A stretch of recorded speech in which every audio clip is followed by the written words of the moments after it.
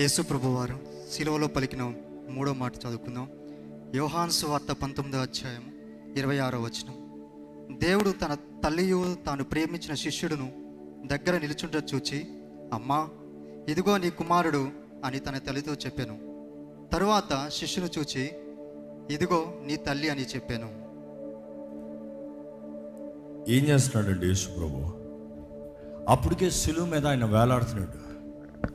యేసు ప్రభు శిలువ మీద వేలాడేటప్పుడు ఎలా ఉంటుందంటే, చరిత్రకారులు చెప్తా ఉంటారు, హిస్టోరియన్స్, సైంటిస్టులు చెప్తా ఉంటారు, ఆ శిలువ మీద వేలాడేటప్పుడు అంట రెండు చేతులు, it is here that the pierce, not just here, it is here. ఎందుకంటే ఇక్కడ పెట్టుంటే చీలిపోతుందంట. సో ఇక్కడ కొట్టుంటారు అంటారు, ఇక్కడ కొడితే ఈ రెండు ఎముకల మధ్య. ఎప్పుడన్నా మటన్ షాప్లో చూసారా? మటన్ని ఏలాడదీస్తారు చూసారా? ఏలాడదీసేటప్పుడు ఎలా ఉంటుంది? ఆ హుక్ లాగా ఉంటుంది చూడండి, ఈ జాయింట్ మధ్య అంటారు. ఈ జాయింట్ మధ్య మేకులు కొడితే అలాగా మేకులు అలాగ దిగి అందులో వేలాడుతూ ఉంటారు. వేలాడేటప్పుడు ఏమవుతుందంటే ఆక్సిజన్ అంతా బయటికి వెళ్ళిపోతుందంట. ఇంకా ఊపిరి తీల్చుకోవాలంటే లంగ్స్లోకి మన శ్వాస తీయాలంటే అని లాగుతాం కదా, అదే రెండు చేతులు ఒకసారి పైకి ఎత్తండి, చెప్తాను. ఒకసారి ఎత్తండి, ఇలాగే ఎత్తు ఉంచాలి. చాలామంది చేతులు ఎక్కువసేపు నిలబడవు. కారణం ఏంటి తెలుసా? ఊపిరి లోపలికి వెళ్ళక చేతులు దిగిపోతాయంట. ఇదే ఎత్తేది కొంచెం చేతులు వెనక్కి ఇట్లానండి, వెనక్కి కొడతారు కదా, కొంచెం వెనక్కనండి, కొంచెం వెనక్కనండి, పడుతుందా ఈపి వెనకల, అక్కడ లంగ్స్ స్క్వీజ్ అవుతాయి. ఒక 10 సెకండ్లు పడటానికి మీ చేతులు దిగిపోతున్నాయి. ఆ 10 సెకండ్లకి దిగిపోతా అంటే పొద్దుట 9 గంటలకి వేలాడ తీశారు. అక్కడ దించేయండి దయచేసి. చూడండి, ఈ పిట్లు పట్టుకుని ఉంది, కాలు మీద కాలు ఇలాగ కొట్టుంది. మనిషి వెయిట్ అంతా ఎక్కడుంది? 2 కాళ్ళు ఉంటే బ్యాలెన్స్ ఉంటాయి. ఒక కాలు మీద ఒక కాలు పెట్టి మేకు కొట్టి ఆ చేతులు 2 ఇలాగ కట్టి, ఎప్పుడైనా చూసారు ప్యాషన్ ఆఫ్ క్రైస్ట్ ఎందులోనా కానీ, ఇలా ముందుకుంటారు. ఇలా చక్కగా వెనక్కి ఇలా ఆడుకుంటాం కాదు, ఇలా ముందుకుంటారు. అది వేలాడుతున్నారు. Gravity is pulling the body, దేహాన్ని ముందుకు లాగుతుంది. ఆ లాగేటప్పుడు ఎలా ఉంటుంది తెలుసా? ఊపిరి ఆడదు. యేసు ప్రభు వేలాడిన అన్ని గంటల సేపుల్లో కేవలం 7 వచనాలు, 7 మాటలే మాట్లాడాడంట. Just 7 words. ఇందుకు 7 మాట్లాడేటప్పుడు ఎలా ఉంటుందంటే, ఆ 7 మాటలు మాట్లాడాల్సి వచ్చిన ప్రతిసారి ఏం చేయాలంటే ఊపిరి గట్టిగా తీసుకోవాలంట. ఊపిరి తీసుకోవాలంటే ఏం చేయాలి తెలుసా? ఇలా వేలాడుతున్న క్రీస్తు ఆ కాలుతో పైకి గెంటాలి. ఆ కాలు మీద కాలు ఉంది,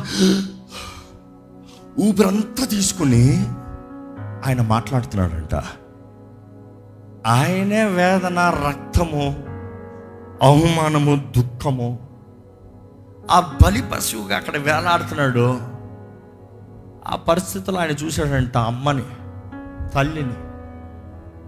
ఈరోజు చాలామంది వారి జీవితంలో కొంచెం కష్టం ఉంటే చాలండి, వారి తల్లిదండ్రుల్ని, లేకపోతే వారి రక్త సంబంధుల్ని, వారిని ప్రేమించిన వారిని మర్చిపోతారు.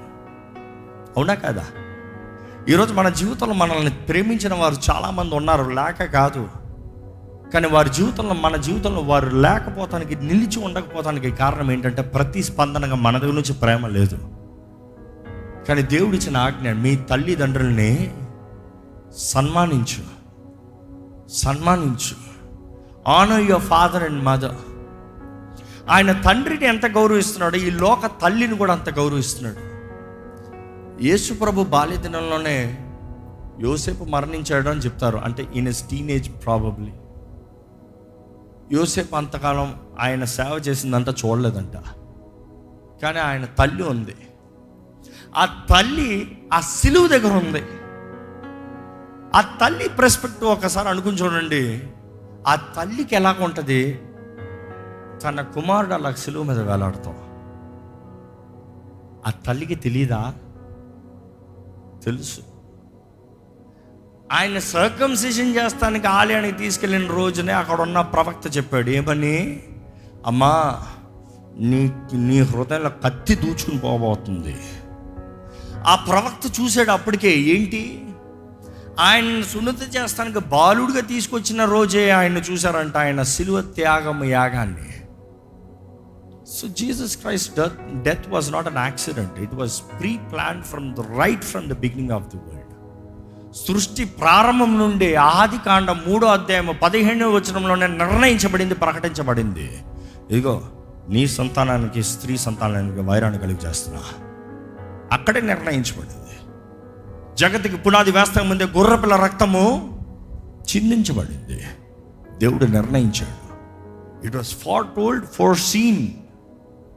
కానీ ఆ తల్లి కూడా తెలుసు, ఈ బిడ్డ నా బిడ్డ కాదు, నా గర్భం నుంచి వచ్చాడేమో కానీ ఈయన దేవుడయ్యా, ఈయన దేవుడు ఈ లోకంలోకి వస్తానికి నా గర్భాన్ని వాడుకున్నాడు అంతే. కానీ అదే సమయంలో ఆ తల్లి అక్కడ శిలువ మీద వేలాడుతున్న క్రీస్తును చూసేటప్పుడు, ఆ బాధ వేదనతో ఉన్నప్పుడు యేసుప్రభు మర్చిపోలే. God is never going to use you and throw you. Remember that. If God uses you, he is always going to honour you. దేవుడు మిమ్మల్ని వాడుకున్న ప్రతిసారి ఆయన గౌరవిస్తాడండి. మీరు ఈ లోకంలో ఉన్నదప్పుడల్లా ఆయన గౌరవాన్ని పొందుకుంటారు, విడిచిపెట్టాడు ఆయన. కానీ అదే సమయంలో మానవ రీతిగా ఆయన వేలాడుతూ ఆ బాధలో ఉంటూ కూడా ఆ శిలువ మీద వేలాడుతూ, నేను అనుకుంటాను ఆయన తలంతా ముళ్ళ కిరీటంతో అలా కొట్టారంట, రక్తము, కళ్ళంతా రక్తము, కళ్ళు సరిగా కనబడదు, ఆ దృష్టి కూడా సరిగ్గా కనపడదు. ఆ తల్లిని చూశాడంట, తల్లిని చూసి ఏమన్నాడు చూడండి, ఆ మాట చదవండి. తన శిష్యుని చూసి ఇదిగో నీ తల్లి అని చెప్పాను. 26 చదవండి. యేసు తన తల్లియు తాను ప్రేమించిన శిష్యుడును దగ్గర నిలిచిందో చూచి, ఏంటంట, యేసు తన తల్లిని తాను ప్రేమించిన శిష్యుడు, అంటే తన ప్రేమించిన శిష్యుడు గురించి మనం గత ఆదివారం ధ్యానించాం. ఏ అధ్యాయం, ఏ గ్రంథంలో రాయబడింది, ఏ అధ్యాయంలో రాయబడింది, ఏ పుస్తకంలో రాయబడింది చెప్పండి? యోహాను ప్రతిసారి పిలుచుకున్నాడు, యేసు ప్రేమించిన శిష్యుడు. నేను ప్రేమిస్తున్నానని చెప్పుకోవాలా, తన నీతి కార్యాల గురించి చెప్పుకోవాలా, యేసు ప్రేమిస్తున్నాడు కాబట్టి ఆ ప్రేమ నన్ను పిలుచుకుని వచ్చింది, ఆ ప్రేమ నన్ను నిలబెట్టుంది, ఆ ప్రేమ నన్ను ఆకర్షించింది. నా క్రియలను బట్టి చెప్పుకుంటలేదు, ఆయన క్రియలను బట్టి చెప్తున్నాను.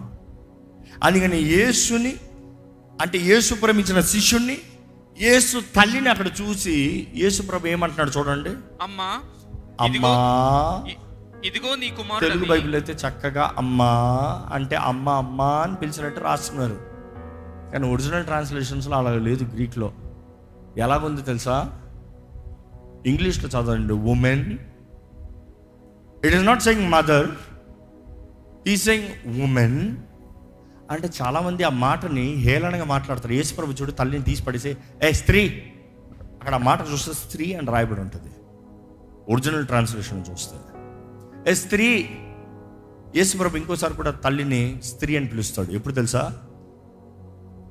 కానాను విందులో ఆ ద్రాక్షారసాన్ని అయిపోయినప్పుడు, ఆ నీటి ద్రాక్షారసంగా మార్చాల్సిన సమయం వచ్చినప్పుడు ఆ తల్లి వచ్చి యేసుప్రభుని అడిగితే, స్త్రీ నా సమయం ఇంకా రాలేదంటాడు. చాలామంది హేళనగా మాట్లాడతాడు, యేసుప్రభు తల్లిని తీసి పడేశారండి. లేదు లేదు లేదు, ఆ ట్రాన్స్లేషన్ అక్కడ ఒరిజినల్ ఫామ్లో చూస్తే he spoke out of respect. Madam, అమ్మగారు. ఒక ఘనమైన ఒక స్త్రీ దగ్గరికి వెళ్తే, ఒక అధికారి దగ్గరికి వెళ్తే ఎలా మాట్లాడతారు? మేడం. ఈరోజు అవమానంగా మేడం అని పిలుస్తారేమో, but the original form of it madam. యేసుప్రభు గౌరవిస్తున్నాడు తల్లిని, గౌరవిస్తూ పిలుస్తున్నాడు. అమ్మా అమ్మా అంటే తల్లి అన్న మాట కాదు అక్కడ. అమ్మా, మేడం, ఇదిగో నా బాధ్యతను నేను అప్పచెప్పి వెళ్తున్నా. నేను ఇంటికి పెద్ద, నేను మర్చిపోను నా బాధ్యతల్ని. యేసుప్రభు అనేక సార్లు అడుగుతాడు. ఆయన బోధిస్తూ ఉన్నప్పుడు ఆయన శిష్యులు చెప్తారు, నీ తల్లి నీ సహోదరులు ఇచ్చారు, ఎవరు నా తల్లి, ఎవరు నా తల్లి అంటే ఆ మాటకు చాలామంది తీసుకుంటారు యేసుప్రభు తల్లిని పట్టించుకోలేదు. లేదు లేదు లేదు లేదు, ఎవరైతే నా మాటను విని దాన్ని గైకుంటారో. మరియా గైకుందా లేదా? మరియమ్మ గైకుంది. ఎందుకంటే అది చెప్పిన తర్వాత ఆయన వెళ్ళి కలిసాడంట, మాట్లాడాడంట. You have to remember, Jesus is the role model for our lives. అవునా కదా? Is 100% role model for our life. ఈరోజు మీరు ఎవరినైనా చూసి బ్రతకాలంటే యేసుని చూసి బ్రతకండి. అన్ని యాంగిల్ని కవర్ చేశాడు ఆయన. Is covered every perspective. You don't have to see people, you don't have to see people like us. You see Christ. Christ is the number 1 role model. తల్లిదండ్రులను ఎలా గౌరవించాలి ఆయన చెప్తున్నాడు. అమ్మా, నా బాధ్యత నెరవేరుస్తున్నానమ్మా, ఇదిగో నీ కుమారుడు. ఆయన నమ్మిన శిష్యుడు ఎవరైతే ఆయన సిలువ దగ్గరకు వచ్చాడో, ఎవరైతే ఆయన ప్రేమకు ఆకర్షితుడై ఆయన సహోదరుడిగా పిలవబడుతున్నాడో, అంటే స్పిరిచువల్ సన్, స్పిరిచువల్ బ్రదర్, ఏమంటున్నాడు? ఇదిగో నీ తల్లి. ఆ రోజు నుండి యోహాను మరియమ్మ మరణము వరకు తన ఇంటికి తీసుకుని తన సొంత తల్లిగా చూసినాడంట. అంటే యేసుప్రభుకి సహోదరులు ఉన్నారా లేదా? ఉన్నారు. కానీ యోహాను దగ్గర బ్రతకాల్సిన అవసరం ఏముంది? అర్థమవుతుందా? మిగతా పిల్లలు ఉన్నారు, కానీ యోహాను దగ్గర బ్రతకాల్సిన అవసరం ఏముంది? ఎందుకంటే యోహాను యేసుప్రభు అప్పచెప్పిన తల్లిని తన సొంత వారికన్నా మించి ఈయన ఎక్కువ ప్రేమించాడు, ఈయన ఎక్కువ చూసుకోగలిగాడు. ఈరోజు యేసుప్రభు మన అందరికీ కమిషన్ ఇస్తున్నాడండి. ఈ లోకంలో పని ఇస్తున్నాడు, బాధ్యతను ఇస్తున్నాడు. ఆ బాధ్యతను మనం నెరవేర్చగలుగుతున్నామా? కానీ అదే సమయంలో క్రీస్తుని జ్ఞాపకం చేసుకుంటూ ఆ సిలువ పైన ఆయన చెప్పిన మాట చూస్తే, ఆయన ఉన్న వేదన దుఃఖ బాధలో కూడా ఆయన తన తల్లిని గుర్తుపడుతున్నాడు. ఎవరినైతే ఆయన వాడుకున్నాడో, కోరుకున్నాడో, ఎవరి ద్వారంగా ఆ లోకంలోకి వచ్చాడో, ఈ లోకంలోకి వచ్చాడో, వారిని గుర్తు ఎరిగి వారిని గౌరవిస్తున్నాడు, వారి పట్టింపుని చూసుకుంటున్నాడు, వారి జీవితము జాగ్రత్తగా ఉండేలాగా చూసుకుంటున్నారు. He's making sure she is in safe hands. So remember, సిలువ మీద వేలాడుతున్న క్రీస్తే, అంత బాధ వేదనలో ఉన్న క్రీస్తే తన కొరకు త్యాగం చేసిన తల్లిని మర్చిపోకపోతే, ఈరోజు సింహాసనం మీద కూర్చున్న యేసు ప్రభు అదే క్రీస్తు ఆయన్ని ప్రేమించి ఆయన కొరకు త్యాగం చేస్తున్న జీవితాలను మర్చిపోతాడా? అదే సవాల్ మీకు. If you can accept Christ and be used by Christ, క్రీస్తు ద్వారా వాడబడటానికి సమర్పించిన ప్రతి జీవితాన్ని కాపాడి పోషించే దేవుడు, మీ అంతం వరకు పోషించే దేవుడు ఆయనేనండి. Don't forget. అందుకనే ఆయన అన్నాడు, తల్లి అయినా మరచినేమో కానీ నేను నిన్ను మరువని దేవుడు.